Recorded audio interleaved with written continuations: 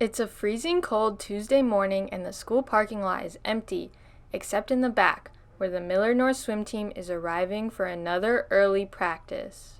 Practice was at 5:15, so I get to practice around like 5, and then Andy unlocks the door and we come in. And then I'll go in the locker room, I'll take my clothes off and put my suit on.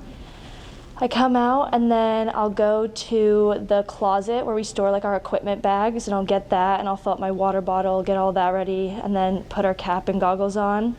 And then Andy writes the warm-up on the board, and then he gives us papers that say the rest of the practice. So then after that we just get going, we do warm-up, and then we start in on the sets. Well, we start with our warm-up, which usually takes 15 to 20 minutes. And then we usually take it up a notch, do some pacing. And then after that, we either back it down for a little bit, go off the blocks, or we do some yard work, and then we cool down. The swim team is led by their coach, Andy Cunningham, who's always stressing the importance of discipline and dedication to his swimmers. The kids have to understand that there is a time management component to everything that we do, and they have to have the discipline to be able to get everything done that they need to. The demand and rigor of any sport can be difficult to keep up with, and the swim team is no exception as they prepare for state.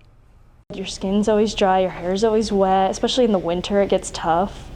So I'd say that's probably the hardest part, and just sore muscles. But the challenges are always faced together, as the athletes have a bond like no other.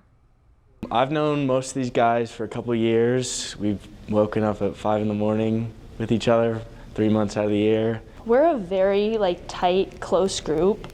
I don't know for the rest of the sports in school, but I feel the swim team, everybody knows swim team is together, boys and girls team.